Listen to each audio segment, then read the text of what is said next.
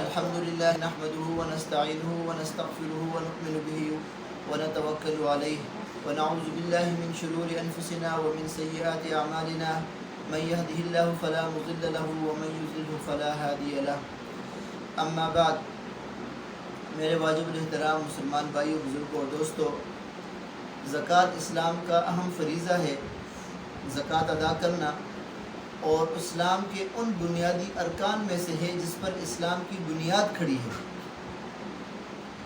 اسلام کے بنیادی ارکان جس پر اسلام کی عمارت کھڑی ہے وہ 5 ہیں: نماز، روزہ، زکوٰۃ، حج اور کلمہ طیبہ۔ اس میں سے زکوٰۃ بھی ہے۔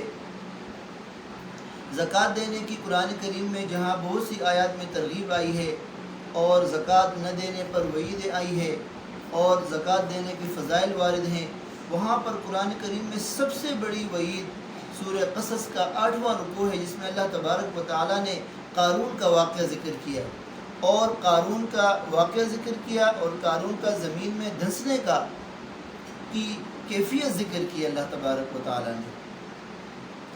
اور قارون دنیا کا سب سے بڑا مالدار شخص تھا اور اللہ تبارک و تعالیٰ کا عذاب اس پر اس لیے آیا کہ اس نے زکوٰۃ ادا نہیں کی۔ حضرت موسیٰ علیہ السلام کا چچزاد بھائی تھا، حضرت موسیٰ علیہ السلام کے قوم میں سے تھا۔ حضرت موسیٰ علیہ السلام نے جب اس کو زکوٰۃ کی ترغیب دی اور اس کے پاس گیا اور فرمایا کہ میں اللہ تبارک و تعالیٰ کے حکم سے آپ سے زکوٰۃ لینے کے لیے آیا ہوں، تو اس نے زکوٰۃ دینے سے انکار کیا۔ تو اللہ تبارک و تعالیٰ نے بطور سزا کے زکوٰۃ نہ دینے کی وجہ سے اس کو زمین کے اندر دھنسایا۔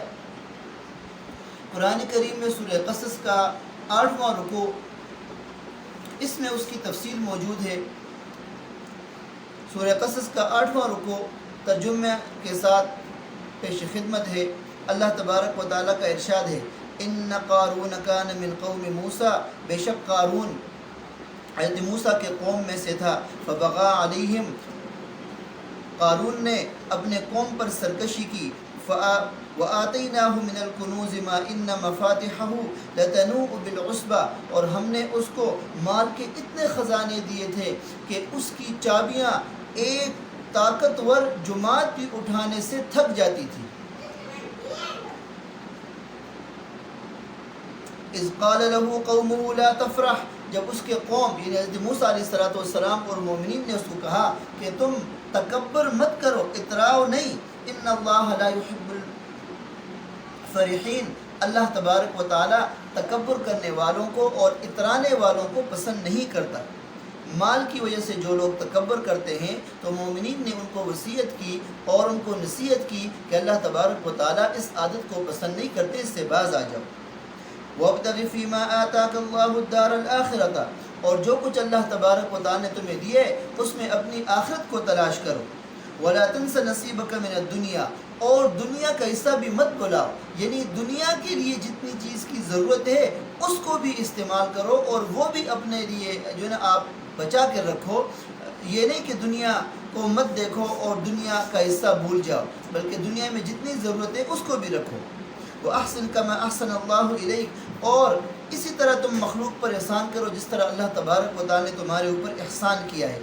وَلَا تَبْغِ الْفَسَادَ فِي الْأَرْضِ، اور زمین میں تم فساد مت مچاؤ۔ ان اللہ لا يحب المفسدین، اللہ تبارک و تعالی فساد مچانے والوں کو پسند نہیں کرتا۔ تو قارون کا جواب کیا تھا؟ مومنین نے تو ان کو نصیحت کی کہ تم زکوٰۃ ادا کرو، اللہ نے جو مال دیا اس میں حقوق واجبہ ادا کرو، جو تمہارے اوپر حقوق ہیں۔ اس نے جواب کیا دیا؟ اللہ تبارک و تعالیٰ کا ارشاد ہے: قال انما اوتیتہ علی علم عندی، اس نے کہا کہ یہ مال تو میرے ہنر کی وجہ سے میں نے حاصل کیا ہے، یہ اللہ کی عطا نہیں ہے۔ گویا کہ اس نے یوں کہا: اولم یعلم ان اللہ قد اہلک من قبلہ من القرون من هو اشد منہ قوۃ واکثر جمعا، اللہ فرماتے کیا وہ نہیں جانتا تھا کہ اللہ تبارک و تعالی نے اس سے پہلے کتنے قوموں کو تباہ کیا جو اس سے قوت میں بھی زیادہ تھے اور اس سے مجمع کے لحاظ سے بھی زیادہ تھے، تعداد کے لحاظ سے بھی زیادہ تھے۔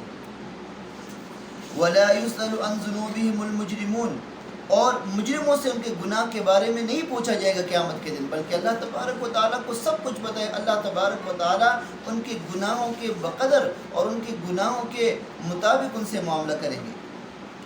اس کے بعد اللہ تبارک و تعالیٰ نے مزید قارون کے قصے کو یوں بیان کیا، فخرج علی قومہ فی زینتہ، قارون نکلا اپنی قوم میں، فی زینتی اپنے شان و شوکت کے ساتھ، مال اور دولت کی چمک دمک لے کر، خادموں کو لے کر، اور مال کی جو ہے نا وہ اپنے ساتھ سواریوں کو لے کر۔ قال الذین یریدون الحیات الدنیا، جو لوگ دنیاوی زندگی کو چاہتے تھے انہوں نے کہا یا لیت لنا مثل ما اوتی قارون، اے کاش کہ ہمارے پاس بھی قارون جتنا مال ہوتا، انہ لذو حظ عظیم، اس کے پاس تو بہت بڑا حصہ ہے مال کا۔ یہ ان مؤمنین نے کہا جن کے دل میں مال کی محبت تھی اور مال کا لالچ تھا۔ اس نے کہا کہ ایک کاش قارون جتنے خزانے ہمارے پاس بھی ہوتے اور ہم دنیا میں مزے کرتے، ہمارے پاس بھی یہ کوٹھیاں، یہ بنگلے اور یہ آسائش، یہ چمک دمک ہوتی۔ وقال الذین اوتوا العلم ویلکم، اہل علم نے جن کو پتہ تھا اللہ تبارک و تعالیٰ کے مال کے اندر کیا حقوق ہے، اخروی کے حقوق ہے، دنیاوی کے حقوق ہے، انہوں نے کہا ان لوگوں کو جو مال کی تمنا کر رہے تھے، وَيْلَكُمْ ثَوَابُ اللَّهِ خَيْرٌ لِمَنْ آمَنَ وَعَمِلَ صَالِحًا، تمہارے لیے ہلاکت ہو، وَيْلَكُمْ تمہارے اوپر افسوس ہو، اللہ تبارک و تعالیٰ کا جو ثواب ہے وہ سب سے بہتر ہے اور نیک عمل سب سے بہتر ہے، یہی تمہارا کام آئے گا۔ وَلَا يُلَقَّاهَا إِلَّا الصَّابِرُونَ، اور یہ ثواب اور نیک عمل صبر کرنے والوں ہی کو یہ حاصل ہوتا ہے۔ پھر اللہ تبارک و تعالیٰ نے قارون کا قصہ مزید فرمایا، فَخَسَفْنَا بِهِ وَبِدَارِهِ الْأَرْضَ، ہم نے دھنسایا قارون کو اور اس کے خزانوں کو اور اس کے مال و دولت کو۔ فما كان له من فئة ينصرونه من دون الله، بس اس کے لیے کوئی جماعت نہیں تھی کہ جو اللہ تبارک و تعالیٰ کے مقابلے میں اس کی مدد کرتی۔ وما كان من المنتصرین، اور نہ وہ خود اپنی مدد کرنے والا تھا۔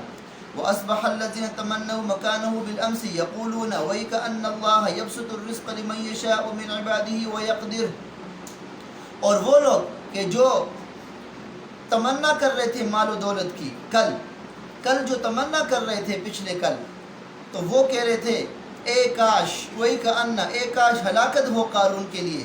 اللہ تبارک و تعالی ہی جس کا مال زیادہ کرتا ہے اور جس کا مال تنگ کرتا ہے، یہ اللہ تبارک و تعالی کی ہی کے قبضے قدرت میں ہے۔ یعنی یہ مال کا زیادہ ہونا، مال کا تنگ ہونا انسان کی خوش نصیبی اور بد نصیبی نہیں، بلکہ بہت سے خوش نصیب ایسے ہیں کہ جن کو مال کی تنگی ہوتی ہے، اور بہت سے لوگ ایسے ہوتے ہیں بد نصیب کہ جن کی مال کی فراخی ہوتی ہے۔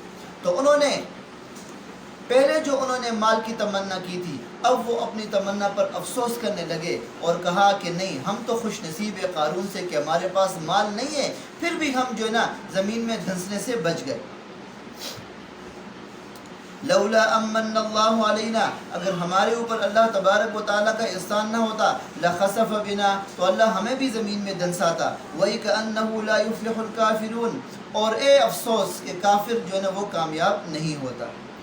یہ قارون کا واقعہ اللہ تبارک و تعالیٰ نے قرآن کریم میں ذکر کیا، اور قارون کو جو اللہ نے سزا دی یہ اس لیے دی کہ قارون زکوٰۃ ادا نہیں کرتا اپنے مال کے اندر، اور اس میں جو حقوق لازمہ تھے، حقوق واجبہ تھے، وہ ادا نہیں کرتا تھا، تو اس لیے اللہ تبارک و تعالیٰ نے دنیا کا سب سے بڑی اس کو سزا دی۔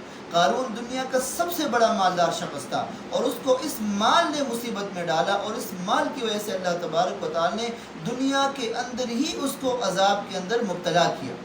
تو میرے دوستو، وہ میرے مسلمان بھائی کہ جن کو اللہ تبارک و تعالیٰ نے مال کی دولت دی، اور وہ اس مال کے حقوق کے اندر جو نفلی حقوق ہے، جو واجب حقوق ہے، اپنے بچوں کے حقوق ہے، بیوی کے حقوق ہے، اپنے رشتہ داروں کے حقوق ہے، ماں باپ کے حقوق ہے، مسلمانوں کے حقوق ہے، وہ ادا نہیں کرتے، تو ان کو یہ قارون کا قصہ پڑھ لینا چاہیے۔ سورہ قصص کا 8واں رکوع ان کو بڑے غور سے اور تفصیل کے ساتھ پڑھنا چاہیے کہ ان کو قارون کو کس لیے سزا ہوئی، انہی حقوق کے ادا نہ کرنے کی وجہ سے ان کو سزا ہوئی۔ اللہ تبارک و تعالی ہمیں اپنے تمام مالی اور جانی حقوق ادا کرنے کی توفیق نصیب فرمائے، اور اللہ تبارک و تعالی ہمیں مال کی مصیبت سے بچائے۔ وآخر دعوانا ان الحمد للہ رب العالمین۔